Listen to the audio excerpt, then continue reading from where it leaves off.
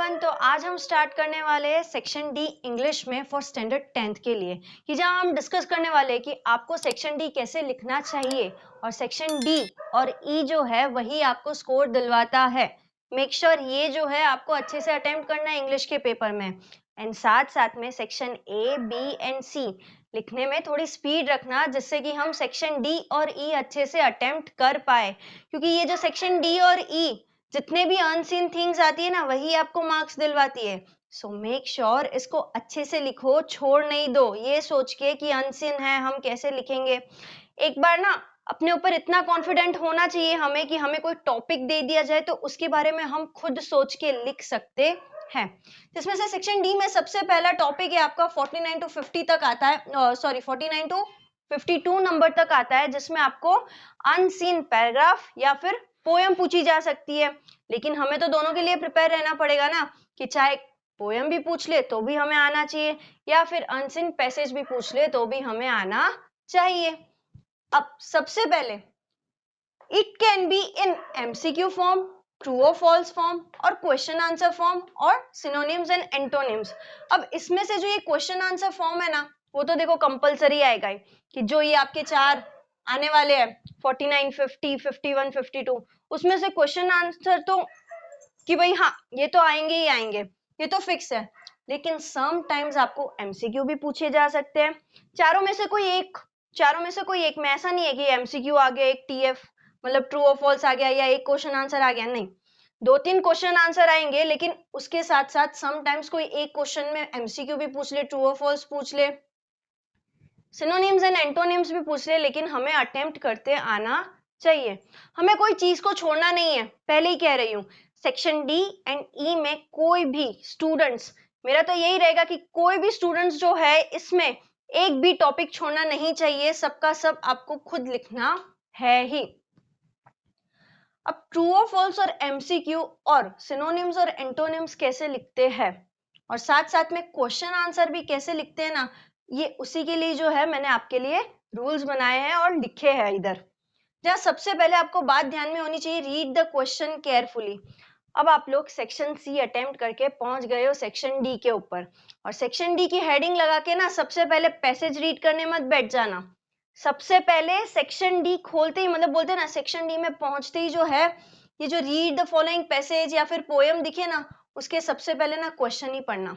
हाँ, सबसे पहले क्वेश्चन ही पढ़ना। इट इज माई, बोलते हैं ना, पर्सनली आपको गाइड कर रही हूँ कि सबसे पहले जो है क्वेश्चन ही आपको रीड करना है। क्वेश्चन रीड करो, उसके बाद जो है पैराग्राफ पे जाओ या फिर पोयम पे जाओ।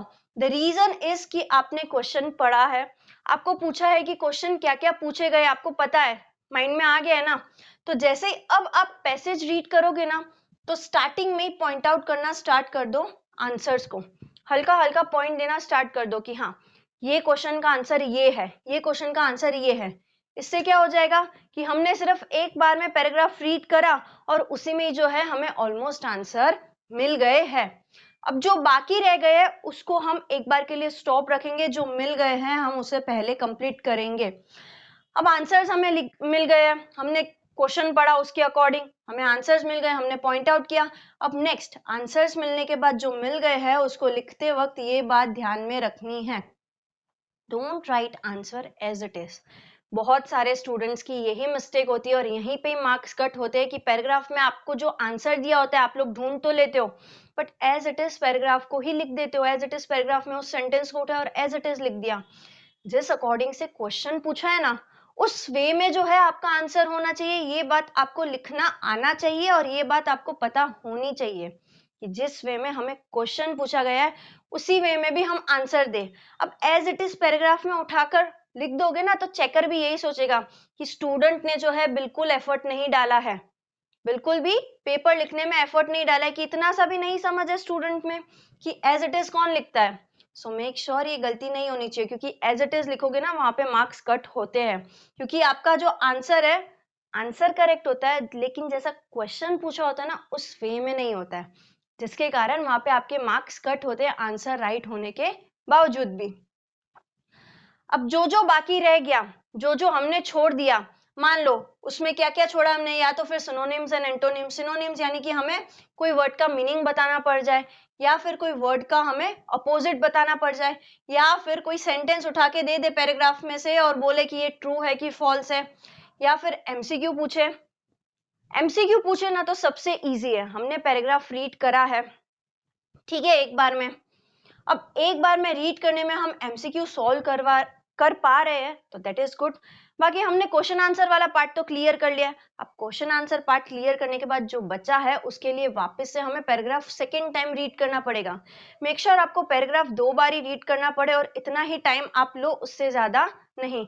और ये जो क्वेश्चन है ना, विद इन 5 मिनट्स और 10 minutes, not more than that, with in 5 to 10 minutes जो है आपका ये वाला क्वेश्चन खत्म हो ही जाना चाहिए। 49 to 50 4 ही तो क्वेश्चन है, जिसमें से 3 आप फटाफट लिख दोगे, क्वेश्चन आंसर ही होंगे ऑलमोस्ट। लेकिन एक जो होगा जहां आपको दिक्कत आ रही है, उसके लिए सेकेंड टाइम पैराग्राफ फटाफट से अच्छे से डीप रीडिंग करो, अंडरस्टैंड करो। और अगर एक और option, in case if you are not understanding question, write answer question related words from paragraph or poem। Sometimes ना ये केस पोयम के टाइम पे होता है कि अगर आपको अनसिन कोई पोयम पूछ ली जाए और उसमें से आपको आंसर लिखना हो, क्योंकि poem always use to consume deep meaning, और पोयम में जब डीप मीनिंग होता है ना तभी हम आंसर लिखने में भी अटकेंगे।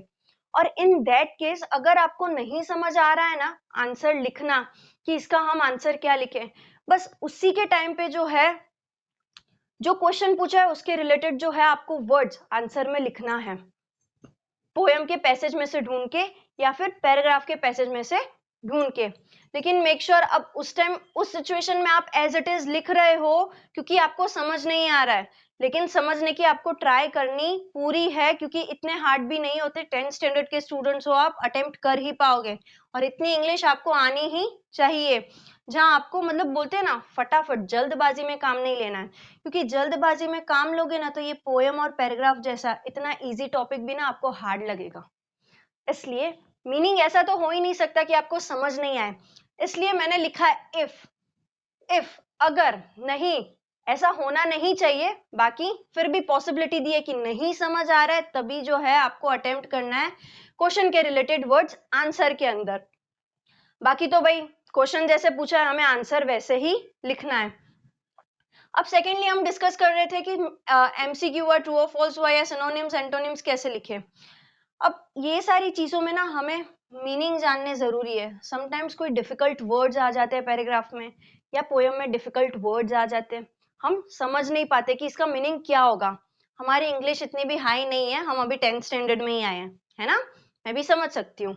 तो समटाइम्स अगर हमें मीनिंग नहीं भी समझ आ रहा ना वर्ड का, तो हमें क्या करना है, सेंटेंस को 2-3 बार रीड करना है, और सेंटेंस को रीड करने के बाद try to understand by reading sentence. पता है समटाइम्स हमें कोई वर्ड नहीं समझ आ रहा हो, लेकिन हमें सेंटेंस समझ आ रहा हो, तो सेंटेंस के अकॉर्डिंग हम अंदाजा लगा सकते हैं ना कि इस वर्ड का मीनिंग शायद ये होगा, इस वर्ड का मीनिंग शायद ये होगा, और उस वर्ड का मीनिंग हम उससे इजीली जान सकते हैं। और जब हम पढ़ रहे हैं तो हमें पैराग्राफ तो समझ में आएगा ही, पैराग्राफ समझ आ रहा है तभी तो हमने आंसर्स लिखे, और साथ साथ में अगर हमें समटाइम्स मीनिंग नहीं समझ में आ रहा है तो मैंने क्या कहा, सेंटेंस को रीड करो। सेंटेंस रीड करने के बाद कोई वर्ड का मीनिंग आपको समझ आ ही जाएगा, एंड अपने अंदाजे से जो है आप सिनोनिम्स एंड एंटोनिम्स भी फिर अटेम्प्ट कर पाओगे। वो एक ऐसा क्वेश्चन है जो आपको छोड़ना बिल्कुल भी नहीं है, बिल्कुल भी नहीं है, चारों के चारों जो है आपको आंसर्स आने ही चाहिए। और ट्रू और फॉल्स के लिए तो क्या ही करना है, पैराग्राफ में हमने जो रीड करा है, सेंटेंस अगर राइट दिया हो एज इट इज तो ट्रू, नहीं दिया हो तो फिर फॉल्स, हमने रीड किया है ना। और एमसीक्यू, एमसीक्यू के लिए तो इजी है, हमने पैराग्राफ रीड किया, 4 ऑप्शंस भी दिए होंगे, लेकिन समटाइम्स ऑप्शन भी ट्रिकी देते हैं जहां हम कंफ्यूज हो जाते हैं। तो इसलिए कह रही हूँ कि सेकेंड जब हम रीड कर रहे हो ना सेकेंड टाइम पे पैराग्राफ, तब जो है अंडरस्टैंडिंग के साथ करना, टाइम वेस्ट उसमें मत करना, ओके, टाइम वेस्ट हमारा उसमें नहीं होना चाहिए। और सिनोनिम एंड एंटोनिम्स की ट्रिक यही है कि आपको जो है सेंटेंस के अकॉर्डिंग मीनिंग जानना है, सेंटेंस के अकॉर्डिंग मीनिंग जानोगे तो क्या मीनिंग निकलता है उसका वर्ड का, जिस वर्ड को आपको सिनोनिम बनाना है या फिर एंटोनिम पूछा है तो आप समझ पाओगे, ठीक है। अगर वर्ड का मीनिंग आपको समझ आ गया तो एंटोनिम पूछा उसका अपोजिट पूछा तो आप सोच के लिख सकते हो ना। और अगर सिनोनिम, उस वर्ड का ही मीनिंग पूछा हो तो भी आप लिख सकते हो ना। And sometimes synonyms and antonyms में भी ऑप्शन देते हैं, तो जो कि आपके लिए ये भी जो है इजी हो सकता है। इसमें इतनी टेंशन लेने की बात बिल्कुल भी नहीं है। और आई होप ये सारा कैसे आपको लिखना चाहिए, पैराग्राफ और पोयम, उसमें से आंसर, वो टॉपिक समझ में आ गया होगा, क्लियर हो गया होगा। अब हम नेक्स्ट डिस्कस करने वाले हैं आपका नेक्स्ट क्वेश्चन 53 के साथ, जहां आपको चॉइस करनी होती है। आपको ऑप्शन में आते हैं 2 टॉपिक्स, जिसमें से आपको जो अच्छा लगे आप चॉइस कर सकते हो और उसे लिख सकते हो। अब 53 क्वेश्चन में आपको क्या पूछा जाता है, डायरी राइटिंग, या तो फिर उसके ऑप्शन में होगा डायलॉग राइटिंग। सबसे पहले हम डिस्कस करते हैं डायरी राइटिंग के साथ, जहां डायरी राइटिंग आपको कैसी लिखनी चाहिए, डायरी राइटिंग में क्या क्या चीजें आपको बात ध्यान में रहनी चाहिए, वो जो है हम डिस्कस करेंगे। अब सबसे पहले डायरी राइटिंग का फॉर्मेट देख लेते हैं, कि जहां सबसे पहले आपको लेफ्ट साइड में लिखना होगा डेट, डे। अब डेट जो है फिर वो आपको ऐसे नहीं लिखनी है, एंड फर्स्ट ऑफ ऑल ये मैंने आपको बताया है कि डेट, डे और टाइम आना चाहिए। लेकिन जब आप अपनी सप्लीमेंट्री में लिख रहे हो तो डायरेक्टली मान लो ये आपका सप्लीमेंट्री का पेज है, तो यहाँ पे आपको ऐसे नहीं लिखना है कि डेट 1/1/25, ये फॉर एग्जाम्पल मैंने आपको डेट दी है, ये रॉन्ग है। आपको डेट लिखनी चाहिए डायरेक्टली सप्लीमेंट्री के मार्जिन से 1 जनवरी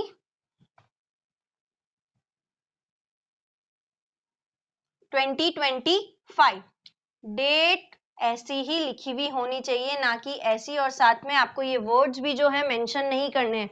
लेकिन आपको याद रखना है कि ये ही लाइन बाय लाइन लिखने हैं।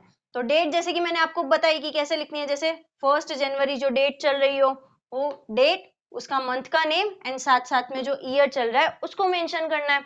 अब नेक्स्ट डेट के बाद डे, आप खुद कौन से डे को ये डायरी लिख रहे हो, और डेट भी वही आनी चाहिए जिस डेट को आप ये डायरी लिख रहे हो। तो यहाँ पे जिस तारीख को आप डायरी लिख रहे हो, वो जिस वार को, यानी कि जिस डे को जो है आप लिख रहे हो, मान लो मंडे एग्जाम्पल, तो डायरेक्टली मार्जिन से आपको मंडे ही लिखना है। And next time, yes time भी जो है आपको मेंशन करना है। अब जनरली हम डायरी कब लिखते हैं, पूरे दिन में हमारे साथ हो जाए उसके बाद ही हम रात को डायरी लिखना जनरली प्रेफर करेंगे ना। या फिर अगर मैं आपको एग्जांपल दूं कि हम पूरे दिन का हमारे साथ कुछ भी हो जाता है, तो हमारा फोन शाम को ही फ्रेंड को जाएगा ना, कि फ्रेंड देख सुन आज मेरे साथ क्या क्या हुआ, देख मेरे साथ मैंने ये किया, ये हुआ। तो हम कब करते, पूरे दिन में हमारे साथ हो गया होगा उसके बाद बताते हैं ना।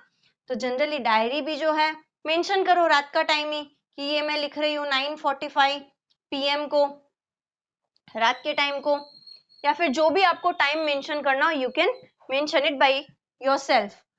अब सैल्यूटेशन की बात आती है, सैल्यूटेशन में फिक्स ही रहेगा, डियर डायरी। डियर डायरी वाला सैल्यूटेशन विथ कॉमा फिक्स ही रहेगा, क्योंकि हम डियर डायरी को ही बता रहे हैं ना। अब इधर जो है डायरी राइटिंग लिखने के टाइम पे हमें ध्यान रखना है कि डायरी जो है हमारा बेस्ट फ्रेंड है, और डायरी हम लिखेंगे डायरी को भी पास्ट टेंस में। हमारे साथ हो गया है, हमारे साथ हो गई है वही किस्सा, वही जो है इंसिडेंट, उसके साथ डिस्कस करने वाले हैं ना, डिस्कस भी नहीं, उसे बताने वाले कि देख मेरे साथ ये हुआ। तो डायरी को है एज अ पर्सन ही ट्रीट करना, ठीक है, कि हाँ ये जो है मेरा बेस्ट फ्रेंड ही है। अब बेस्ट फ्रेंड को कैसी हम बातें बताते हैं कि हमारे साथ क्या क्या हुआ, हमारे साथ कुछ भी इंसिडेंट हुआ, हम उसे A to Z पूरा डिटेल में बताते हैं ना। वैसे ही जो है, जो भी आपको टॉपिक दिया गया हो डायरी राइटिंग के लिए, उसको A to Z अजम्पशन करके कि आपके साथ इस टॉपिक के रिलेटेड क्या क्या हुआ, वही जो है डायरी राइटिंग को बताना है, डायरी को बताना है कि देख मेरे साथ ये हुआ। सबसे पहले सैल्यूटेशन के बाद आएगा इंट्रोडक्शन, जहां इंट्रोडक्शन में आपको बताना है कि टुडे, आज क्या हुआ। इंट्रोडक्शन में सबसे पहला पैराग्राफ यही होना चाहिए कि आज आपके साथ क्या क्या हुआ, और आज आप डायरी के साथ किस बारे में डिस्कस करने वाले हो, किस टॉपिक पे डिस्कस करने वाले हो। फर्स्ट पैराग्राफ में यही आना चाहिए, आज क्या हुआ, किस टॉपिक के बारे में डिस्कस करने वाले हो, कौन से टाइम पे हुआ आपके साथ वो इंसिडेंट। एंड नेक्स्ट आएगा मेन मैटर, मेन मैटर में सब कुछ बता देना है पूरे डिटेल में आपको कि आज मेरे साथ ये हुआ।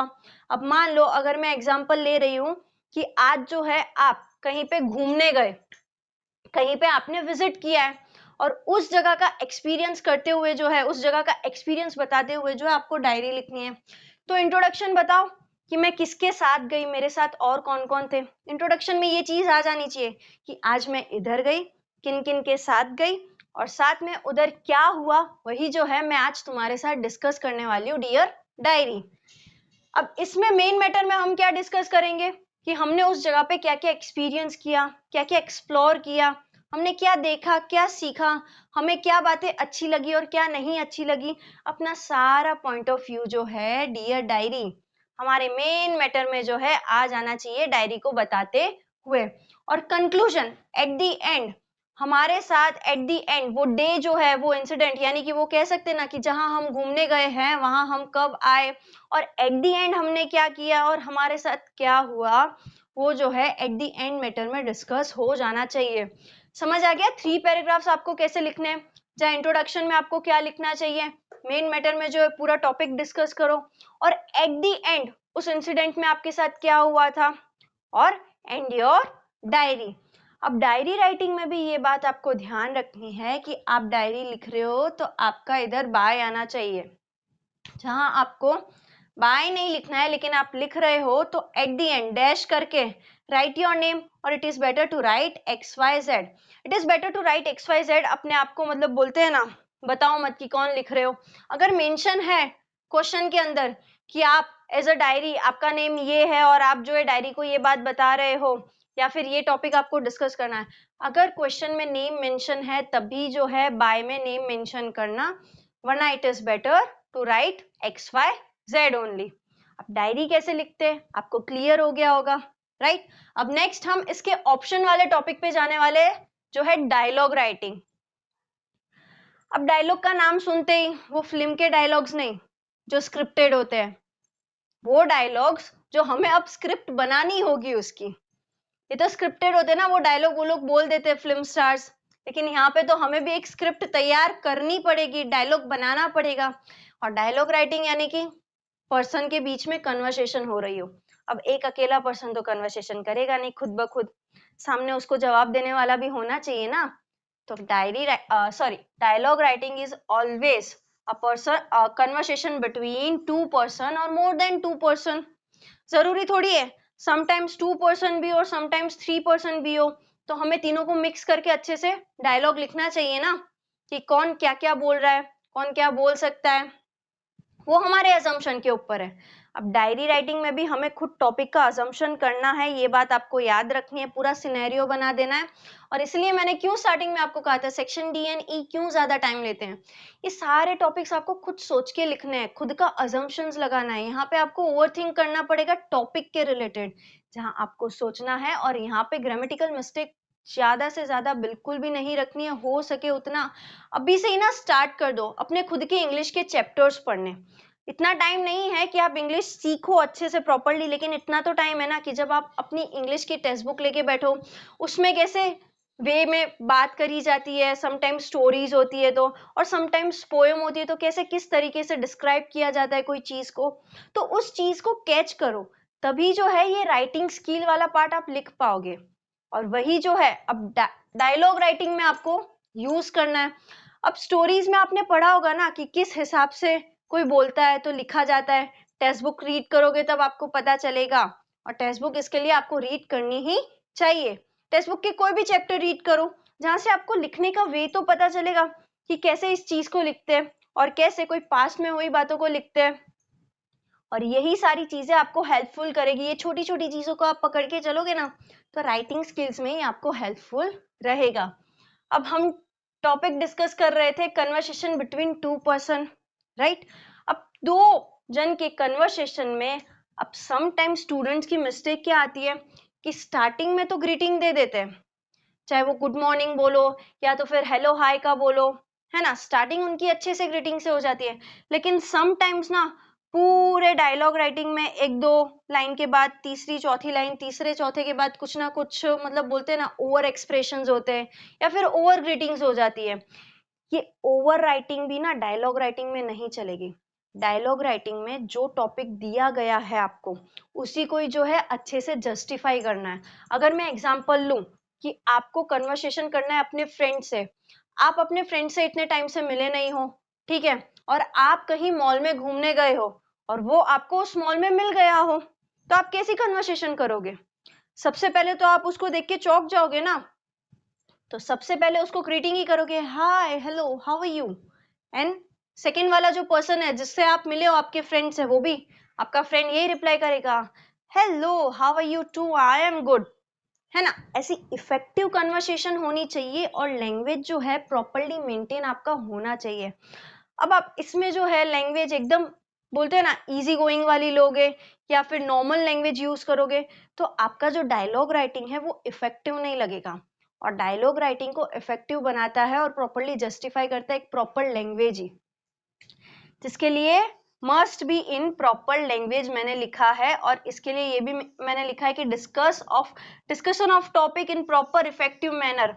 अब जो टॉपिक आपको दिया गया हो उसको पहले समझो कि अगर ये टॉपिक दिया गया कि मुझे मेरे फ्रेंड से अचानक से मैं मिला हूँ, लास्ट में स्कूल में मिला था, इतने टाइम से नहीं मिला हूँ और वो मुझे मॉल में मिल गया, तो मेरा क्या एक्सप्रेशन होना चाहिए उसको लेके। एक्सप्रेशंस के साथ अपने डायलॉग लिखो कि अभी तुम क्या कर रहे हो, हाँ तुम अपनी लाइफ में क्या कर रहे हो, वो भी पूछेगा कि तुम क्या कर रहे हो। ये ऐसी कन्वर्सेशन होनी चाहिए ना। और जहां तुम अपनी पुरानी बातों को याद करो, स्कूल टाइम्स को याद करो, ये सारी भी चीजें याद करो ना, और लिखो कि हमने जो है इस बारे में डिस्कस किया। नेक्स्ट ये डायलॉग में लिखो कि उसने मुझसे ये पूछा, और नेक्स्ट तुम्हारे बारे में लिखो कि मैंने उससे फिर से ये पूछा, अपने स्कूल के टाइम की बात उसने मुझे पूछ ली, एक स्कूल का पिकनिक उसने मुझसे पूछ लिया, हमारी फ्रेंडशिप के बारे में पूछ लिया। एंड कितने सारे जो है हम अजम्पशन कर सकते हैं एक डायलॉग को लेके। लेकिन बात वही है कि दिखना अच्छा चाहिए, प्रॉपर मैनर में लिखा हुआ होना चाहिए और इफेक्टिव लैंग्वेज यूज होनी चाहिए कि आप एक्चुअली में क्या जस्टिफाई कर रहे हो टॉपिक को लेके, क्या बताना चाह रहे हो। और वही चीज जो है डायलॉग राइटिंग में आपको क्लियरली एकदम लिखनी होती है। आप डायलॉग राइटिंग के साथ आप क्लियर हो गए होंगे। और मेक श्योर आपको एंड भी जब डायलॉग का करना होता है ना, तो एकदम अच्छे से पोलाइट मैनर से ही करा करो। और ये जो पोलाइटनेस है ना पूरे डायलॉग में भी चलनी चाहिए, कि जहां आपकी लैंग्वेज बोले ना एकदम स्वीट लगे, सुनने में एकदम अच्छी लगे।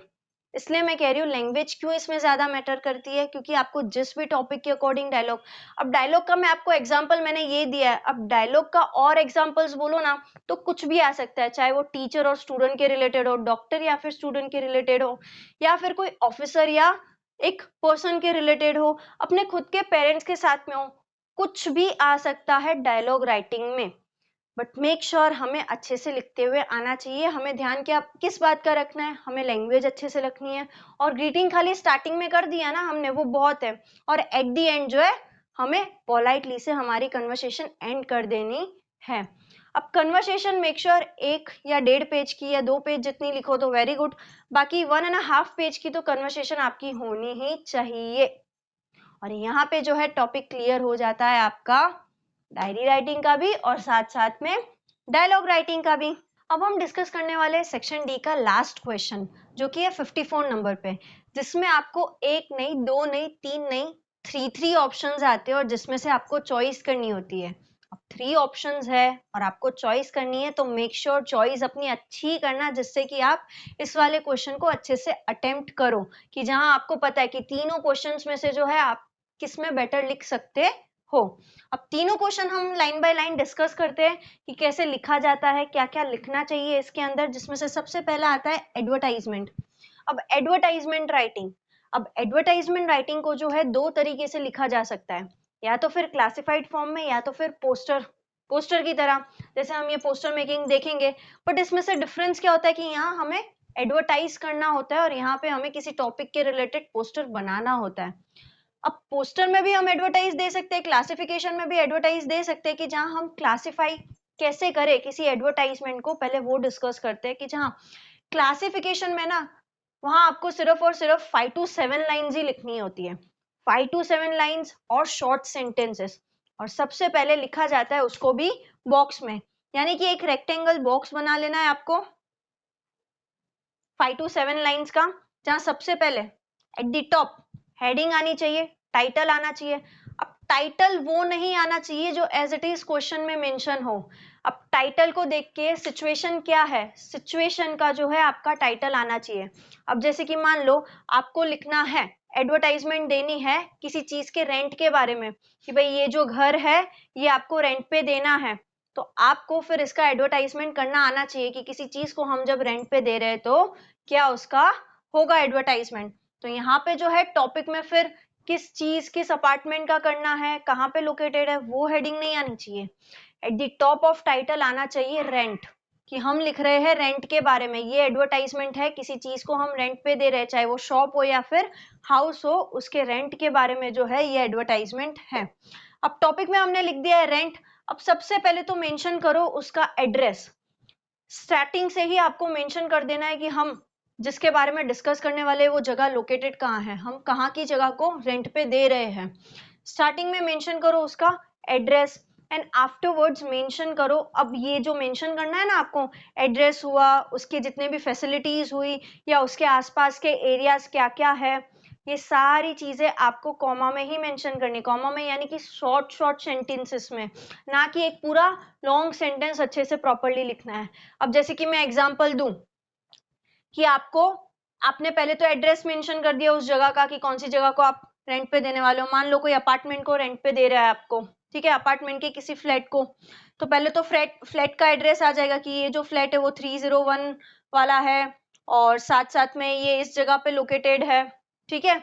अब एड्रेस मेंशन करने के बाद फैसिलिटीज की बारी आएगी कि हमने जिस अपार्टमेंट का रेंट का एडवर्टाइजमेंट कर रहे हैं वहां पे अब क्या क्या फैसिलिटीज आएगी, क्योंकि लोग किससे अट्रैक्ट होंगे, वहां क्या क्या फैसिलिटीज है उसी चीज से ही अट्रैक्ट होंगे ना, तभी तो जाके एडवर्टाइजमेंट आपकी सफल होगी कि हाँ भाई लोगों को भी पता चले जिस चीज का आप ऐड कर रहे हो वहां पे क्या क्या चीज है। तो सबसे पहले लिख दो पार्किंग की फैसिलिटीज है, parking facilities, then park for kids, ऐसे एक लाइन के अंदर जो है आपको सेंटेंसेस ऐसे ही लिखना है। Facilities are parking, park for children and साथ साथ में जिम फैसिलिटीज, और वी कैन से दैट कि हमारे ठीक बिल्डिंग के पास में ही जो है वो रिवर फ्रंट है। रिवर फ्रंट यानी कि डायरेक्टली आप जब भी विंडो ओपन करोगे अपने फ्लैट्स की तो आपको डायरेक्टली दिखेगी रिवर बहती हुई, तो हमारी जो बिल्डिंग है रिवर फ्रंट के साइड पे लोकेटेड है। मतलब जितनी तारीफ हो सके आपको कुल मिला के करना है तारीफ, और उस तारीफ में जितनी भी फैसिलिटीज आ रही है वो लिख देना है। और eight the and facilities mention करने के बाद अब आपको मेंशन करना होगा आपका कॉन्टेक्ट डिटेल्स, जिसमें से 4 to 5 लाइंस आपने ये लिखा, ठीक है, रेंट के बारे में, किस चीज के बारे में, टॉपिक को जस्टिफाई करने के बाद अपनी कॉन्टेक्ट डिटेल्स जो है सिर्फ और सिर्फ आपका नंबर और नेम ही होना चाहिए। कॉन्टेक्ट डिटेल्स जहां सबसे पहले आपका नंबर आ जाएगा, कुछ भी XYZ जो भी आप लिखो, एंड साथ साथ में नीचे आपका नेम आ जाएगा, ABCD जो भी आपका नेम हो, ठीक है। मेक श्योर अगर नेम मेंशन किया हो तो मेंशन इट, और नहीं किया हो तो we can go through with ABCD और XYZ। अब क्लासिफिकेशन में रेंट का कैसे लिखते हैं वो आपको समझ आ गया। अब किसी चीज को बेचना है तो उसमें भी सेम कि टू सेल हम हेडिंग लगा देंगे, टू सेल कहाँ पे है, क्या क्या फैसिलिटीज है, हम जो शॉप को सेल करने वाले या फिर कोई जगह को सेल करने वाले। Then after your contact details mention कर दो। लॉस्ट, कोई चीज गुम हो गई है तो हेडिंग डालो लॉस्ट, एंड सबसे पहले कहाँ गुम हुई है, कौन से टाइम पे गुम हुई है, आपके पास लास्ट कब थी, ये सारी चीजें जो है मेंशन कर दो कॉमा में। सारी डिटेल्स, सारी इंफॉर्मेशन मेंशन करने के बाद आपकी कॉन्टेक्ट डिटेल्स कि भाई किसी को भी मिले तो ये नंबर पे जो है आपको कॉल करना है। वैकेंट, समटाइम्स किसी की वैकेंसी निकली हो किसी जॉब के रिलेटेड, तो उस जॉब में फिर आपको डिस्क्रिप्शन देना आना चाहिए ना कि वैकेंट की हेडिंग में फिर कहाँ पे जॉब है, एंड साथ साथ में उस जॉब में कैसे लोगों की नीड है कि भाई वही लोग ताकि अप्लाई करें, और डेट लास्ट कौन सी है अप्लाई करने की। हाँ, उसमें जो है एक डेडलाइन भी आप पॉइंट डाल सकते हो वैकेंट के सिचुएशन में कि भाई डेडलाइन है कि इतने से इतने टाइम तक ही जो है हम कैंडिडेट्स का अप्लाई लेंगे, एप्लीकेशन लेंगे, उससे पहले जो है, उसके बाद जो है नॉट अलाउड, एंड फिर कॉन्टेक्ट डिटेल्स लिख दो। अब सारे सिचुएशंस नॉर्मली यही आते हैं, तो जनरली ये टॉपिक्स के साथ आप क्लियर हो गए होंगे कि क्लासिफिकेशन एडवर्टाइजमेंट कैसे लिखते हैं। अब नेक्स्ट आता है पोस्टर। अब ये क्वेश्चन ना सबके दिमाग में ये होता है कि हमें जब एडवर्टाइजमेंट दिया जाता है तो हमें कैसे लिखना होता है। हाँ, आपके क्वेश्चन पेपर में मेंशन नहीं होता है कि आपको क्लासिफिकेशन में लिखना होता है या तो फिर एज अ पोस्टर मेकिंग में। अब समटाइम्स आपको बोला गया हो, ये वर्ड यूज करा गया हो, तो आप क्लासिफाई करो, या तो फिर कोई क्लासिफिकेशन जैसा या जस्टिफिकेशन जैसा वर्ड आपके हेडिंग में क्वेश्चन पेपर में नहीं यूज करा गया हो, तो वो फिर आपकी चॉइस होगी कि आप या तो फिर इसको क्लासिफिकेशन फॉर्म में लिखो या तो फिर पोस्टर मेकिंग में। ये जो आपका माइंड है क्लियर रखना कि अगर मेंशन नहीं किया गया है कि क्लासिफिकेशन में लिखो या पोस्टर में लिखो, तो it is up to you, आपकी चॉइस है, दोनों में से जो आपको अच्छा लगे लिख सकते हो। अब पोस्टर मेकिंग में पता है क्या करना होता है, यहाँ पे सबसे तो पहले किस चीज का एडवर्टाइजमेंट है वो आपको हेडिंग में लिख देना है। अब पोस्टर मेकिंग के लिए आपको अच्छी सी आनी चाहिए थोड़ी बहुत ड्राइंग, थोड़ी बहुत अच्छी सी अट्रैक्टिव, यहाँ पे आप जो है टॉपिक के रिलेटेड ड्रॉ कर सकते हो। मान लो कोई न्यू शॉप ओपन हो रही हो, ठीक है, और वो शॉप ओपन हो रही हो किसी खाने की, किसी फूड रिलेटेड की, ठीक है, तो फूड रिलेटेड आप कैसे एडवर्टाइजमेंट दोगे? सबसे पहले तो जिस चीज के रिलेटेड है, फास्ट फूड की मान लो, तो फिर एग्जाम्पल के लिए मैंने फास्ट फूड लिया, तो यहाँ पे बड़ी सी हेडिंग में लिखो ना कि भाई हमारी जो है ये शॉप का नेम है और क्या चीज की है, fast food and junk food. अब यहाँ पे हेड पॉइंट से मेंशन करो मेन पॉइंट, सब पॉइंट्स लगा के कि क्या क्या हमारे वेराइटीज होने वाले। एडवर्टाइजमेंट दे रहे हो ना, तो मेन्यू भी थोड़ा सा लिख दो कि क्या क्या होगा। साथ साथ में एट द एंड नीचे एड्रेस भी मेंशन होना चाहिए।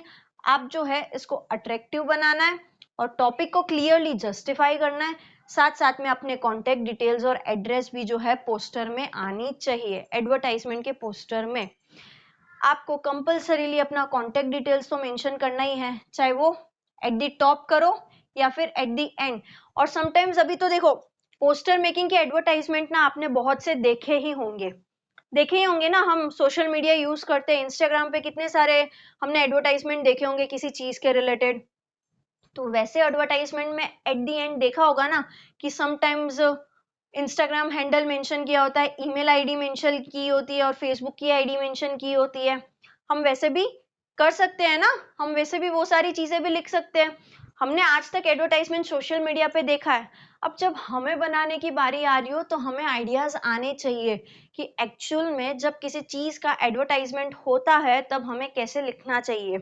और अगर आप टॉपिक रिलेटेड थोड़ा बहुत ड्राइंग्स भी कर रहे हो, किसी जंक फूड कोई डिश बना दी, नॉर्मली सिंपल एक छोटा सा ड्राइंग कैसा होता है बस वैसा भी कर रहे हो तो वो भी अच्छा है। बात यही ध्यान में रखनी है कि इसको जो है पोस्टर एडवर्टाइजमेंट बना रहे हो तो अट्रैक्टिव रखना। अट्रैक्टिव के साथ साथ एकदम ज्यादा हैवी भी नहीं हो जाए कि भाई पूरा ही जो है पोस्टर पूरा एकदम भर गया है, कहीं जगह नहीं छोड़िए, नहीं, थोड़ा लिमिटेड में बनाना जो अच्छा लग रहा हो।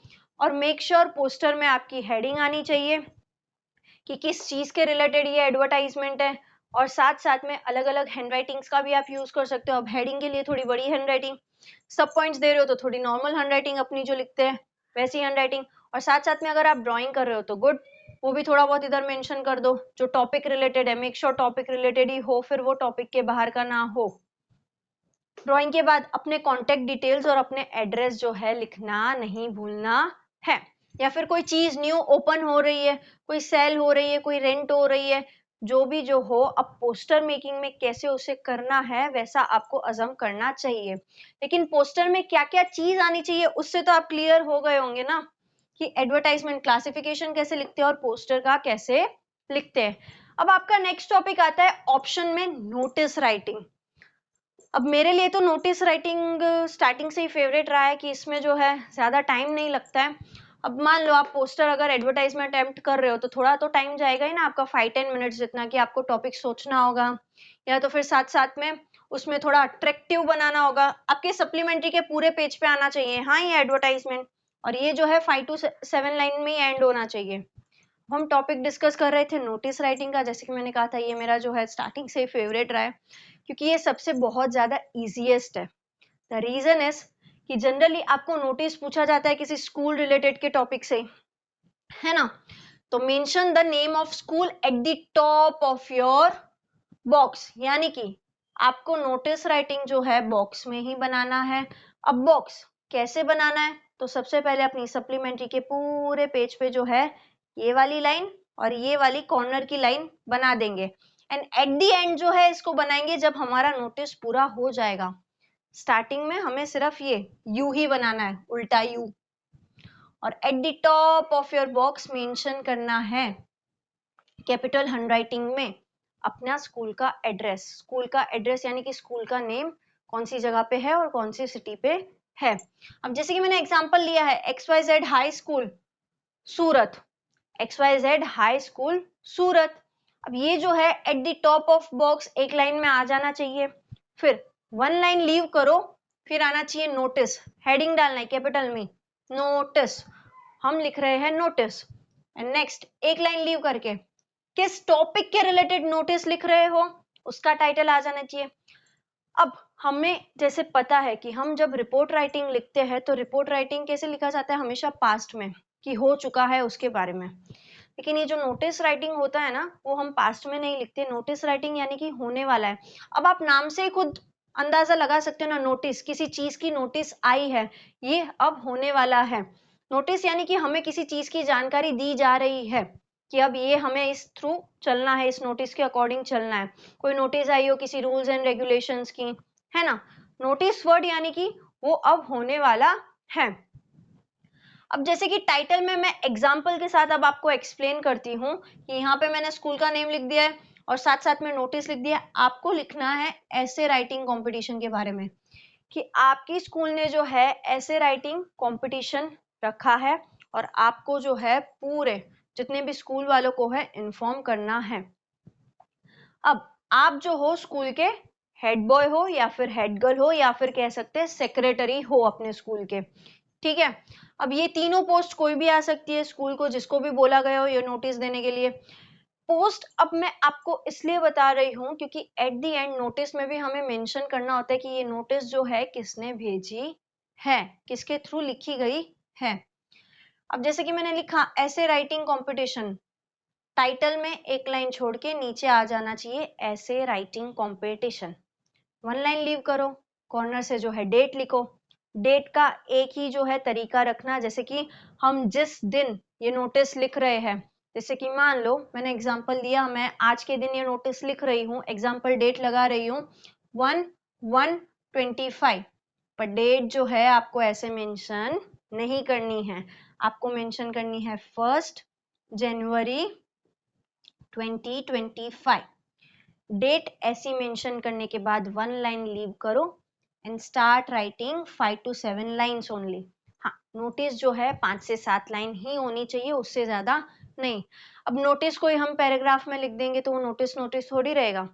हमें भी कोई स्कूल से इंफॉर्मेशन कोई दी जाती है या कोई नोटिस आती है तो इनफ है ना, ज्यादा से ज्यादा 7-8 लाइन की होगी, उससे ज्यादा नहीं होगी। जैसे कि मैंने कहा कि ऐसे राइटिंग का मैंने एग्जाम्पल लिया है, तो start writing your first paragraph, यानी कि फर्स्ट और लास्ट पैराग्राफ एक ही होगा। जो 5-7 लाइन लिखनी है उसमें से पहली लाइन लिखो, this is to inform all the students of school that school has organized an essay writing competition। अब ये फर्स्ट लाइन हमारी आ गई, this is to inform all the students of school that school has organised an essay writing competition.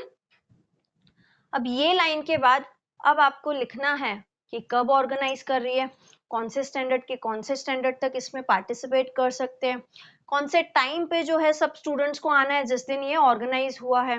Date तो आपको mention करनी है कि किस दिन ये कंपटीशन रखा गया है, और साथ साथ में जो भी इंटरेस्टेड स्टूडेंट्स हो इस कंपटीशन में जो पार्टिसिपेट करने वाले हैं उनको जो है नेम दे देना है अपने रिस्पेक्टिव क्लास टीचर्स को, और उसमें भी एक डेडलाइन रख दो कि ये डेडलाइन है। डेडलाइन यानी कि एक लास्ट डेट रख दो कि जैसे कि 1 जनवरी आपने इधर लिखा है, ठीक है, 1 जनवरी को आप ये नोटिस लिख रहे हो और स्टूडेंट्स को बोल दो कि 8 जनवरी को जो है आपका कंपटीशन है, ठीक है। एग्जाम्पल 8 जनवरी को आपने कंपटीशन दिया है, तो स्टूडेंट्स को डेडलाइन दे दो कि 6 जनवरी, बिफोर 6 जन स्टूडेंट्स को जो है रिस्पेक्टिवली अपने क्लास टीचर्स को जो है नेम दे देने हैं बिफोर 6 जनवरी।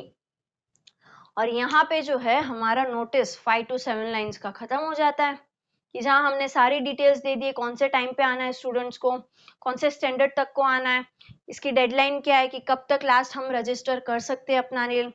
ठीक है, पूरा नोटिस 5-7 लाइंस का हो गया ऑलमोस्ट।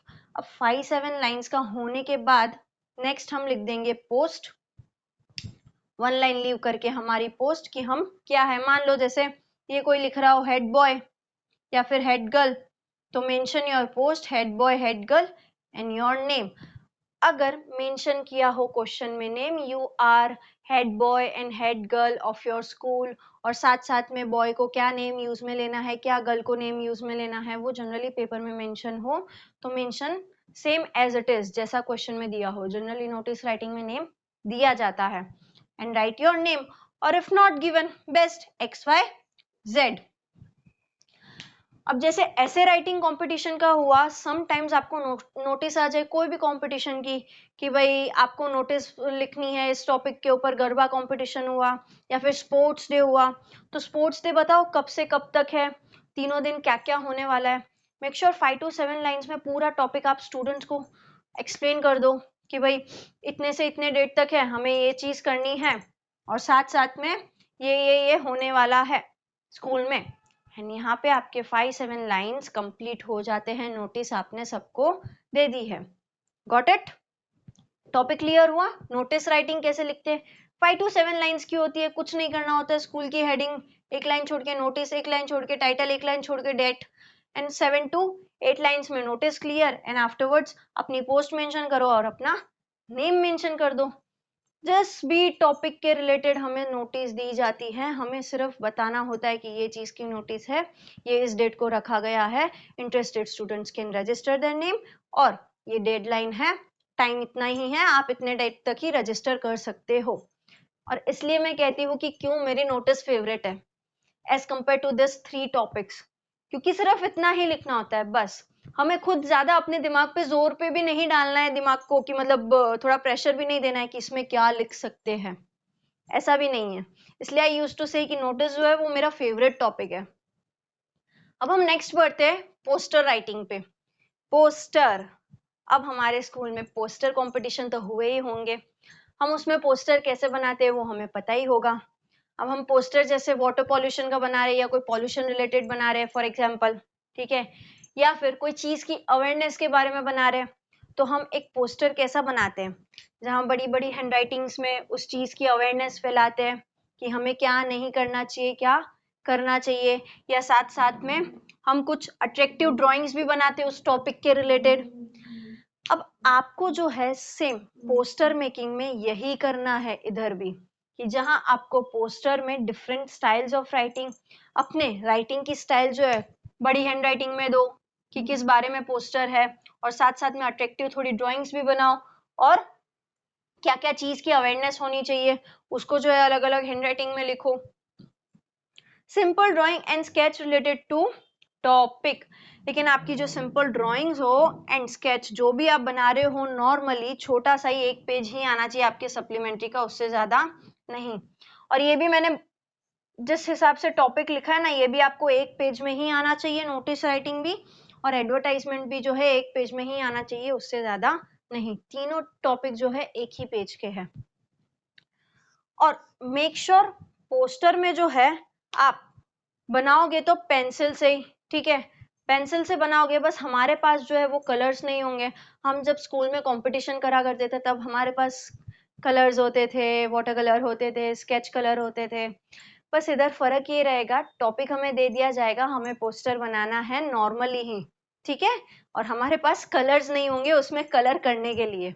और लेके भी मत जाना, ये टाइम वेस्टिंग होगा अगर कलर आप कर भी रहे हो तो इट इज बेटर कि जैसे आप नॉर्मली एक स्केच की तरह पोस्टर कैसे बनाते हो, अट्रैक्टिव पोस्टर आपको बनाना है। कोई भी टॉपिक हो, चाहे वो पॉल्यूशन के रिलेटेड ही क्यों ना हो, पॉल्यूशन के रिलेटेड हो तो एक अर्थ बना दो, साथ में उस अर्थ को कोई पकड़ा हुआ हो, या फिर हमें कैसे कैसे उसे बचाना चाहिए हमारे अर्थ को, कि पॉल्यूशन हम कैसे रोक सकते हैं, कैसे भी बता सकते हैं ना हम, इतना तो हमारा दिमाग चलता है, इतना तो हम हजम कर पाते हैं। तो वैसे ही हमें अटेम्प्ट करना है। अब पोस्टर मेकिंग के लिए ना ज्यादा इसमें सिखाने जैसा कुछ है नहीं, क्योंकि ये चीज आपको खुद सोच के लिखना होता है और खुद सोच के थोड़ा बहुत स्केच करना होता है, थोड़ा बहुत सिंपल ड्राइंग रखनी होती है। एंड मेरी आपको सजेशन ये रहेगी पर्सनली कि तीनों टॉपिक में से या तो फिर नोटिस राइटिंग अटेम्प्ट करना, या तो फिर जो है एडवर्टाइजमेंट अटेम्प्ट करना। रीजन है इसकी पोस्टर मेकिंग जो है थोड़ा टाइम ज्यादा लेगा, क्योंकि पोस्टर मेकिंग को भी हमें अट्रैक्टिव बनाना पड़ेगा। अब एंड आई होप आप क्लियर हो गए होंगे तीनों टॉपिक से कि पोस्टर मेकिंग में क्या बात हमें ध्यान रखना है, और साथ साथ में एडवर्टाइजमेंट में क्या और नोटिस में क्या, और मेरे अकॉर्डिंग आपको क्या अटेम्प्ट करना चाहिए वो भी मैंने आपको बता दिया है। Best of luck for your section D and thank you for this video.